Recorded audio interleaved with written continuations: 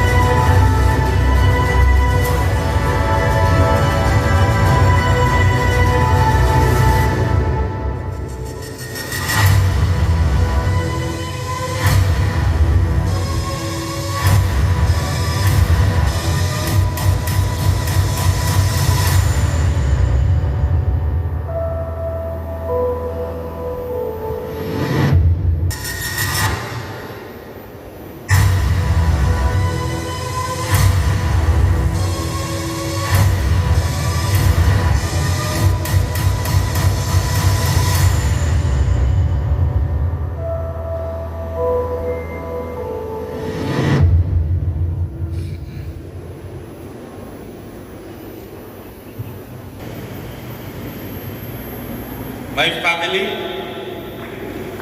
my wife, Ronia Cagas, Attorney Riafe Cagas Fernandez, soon to be member of the Sangguniang Panalamigan of Tawag del Sur, Attorney Ivy. Are very adjective pa nito. Very loving husband. One of my favorite cousins, Attorney Mark Dominic Fernandez. Members of the media, other guests, friends, fellow workers of government, once again, I'm buntag kanan. At pambuhit pa si Governor Cagas. Kanunay niya ginasulti, ginadiskurso sa tanan ng konglomerado. Importante yun nga doon ay pininulog mo. Gugma sa itong mga kauban dito sa Kapitolyo,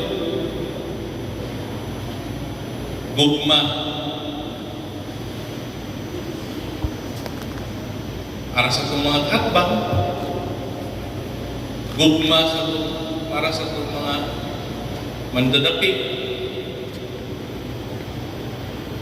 gugma para sa katawhan sa Davao del Sur, labaw sa tanan, gugma sa labaw ng Agamo. Governor Cagas also said, kung naaman siya yung mga maayong utang na mahimo, tuguti siya kabuhaton niya sa labing daling panahon, ayaw siya langaya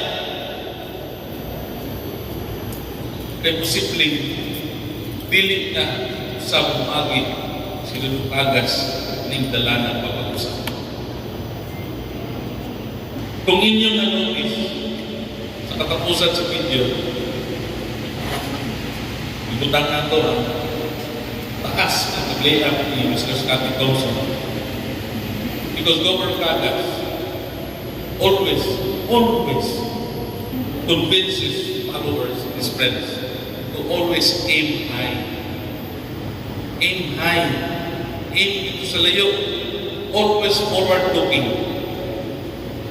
Magplano man lang ang mga maayong utang, inhanan dito gid sa layo kanunay. In other words, we should aim high so that when we fall, we don't fall low enough, we still hit a very comfortable buffer zone. Through the years, Governor Cagas, as he was. Papasigo na sa si Director Abat, Malo ba ka, ma'am? Sa mong pamilya? Karong panahon na lang ni lately, na Noche Buena, na mga festivities. Because always, even during Christmas time, kami sa akong inahan, sa akong amahan, o ako mismo, naami sa gawas, kaya daghang ng invitasyon. Governor Cagas, wala gito siya nakabiyahe. Ang kinabuhi ni Governor Cagas, naagid rin sa probinsya, sa Davao del Sur, na sa iyang ipangga na provincial government of Davao del Sur nga gisimbolohan sa ato ang Kapitolyo. This beautiful structure was deliberately sabotage, specifically to erase the memories, the symbol of maybe one of the greatest legacies of Governor Cagas. Not only that, Governor Cagas spent 1 year and 10 months in prison for a crime he did not even commit. Only death exonerated my father. Up to now, imanin ninyo, ginadutan gihapon nila si Mayor Bernaldez sa Tanaw. Why huno? Kining buntaga, dili lamang is not only a turnover of sorts of a beautiful initiative of my mom, but partly I have to pay tribute to my mother who cannot even be around this morning because I'm afraid she might get the Delta variant given her condition. But Congresswoman Cagas was here 2 days ago. Dala na mo siya, and it was very, very emotional on her part. Kay grabing pinalaapay nila ani, Eric, everybody who's directly involved para ma-release ang mahukundo. That's how important this Olympic-sized swimming pool is to our family, and this should also be that important to all of you, not only as workers of government, but as people of Davao del Sur. I think, correct me if I'm wrong, Engineer Parilla, that by November, sugda na ang batok sa atong tennis court. November ba to? Next month na.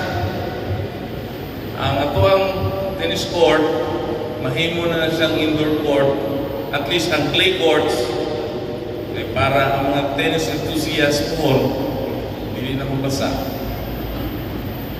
I've invited the presence of our Regional Director of Tourism as well as the Philippine Sports Commission because later on, once the governing guidelines and policies as well as the fees will be submitted to the Sangguniang Panlalawigan and approved by the SP, we shall be forming a body which would administer, maintain, and watch over the entire sports complex. Sa laktod na plano, para sa kaisayuran sa tanan, sa kada department heads meeting namo, matag Lunes, nagplano na kita. We already have plan. In fact, may drawing na karon sa maayong architect was already built several oval track and fields. Nagbuhat na sila plano because dapat jo mahumantanan ang interior sports complex. Okay? Damgo na to na by end of this year makasugod ang construct sa Olympic asa oval track and field. Akong klarohon kaya dito magidalang bang sa opisina dili kay mamutang ng provincial government, but niadto lang kay i-report, kay nanga-report. Ang kwarta para sa construction sa oval, naanaw dato siya. Kaya appeal to siya sa 500 million pesos na loan. 500 million, sir. Thank you. Thank you. Unfortunately, nawala tayo sa Kapitolyo, nahuman ang Coliseum, nahuman ang swimming pool, the oval track and field, wala nga ipadayan ng trabaho. Pero ang kwarta na anakiha. Sayang.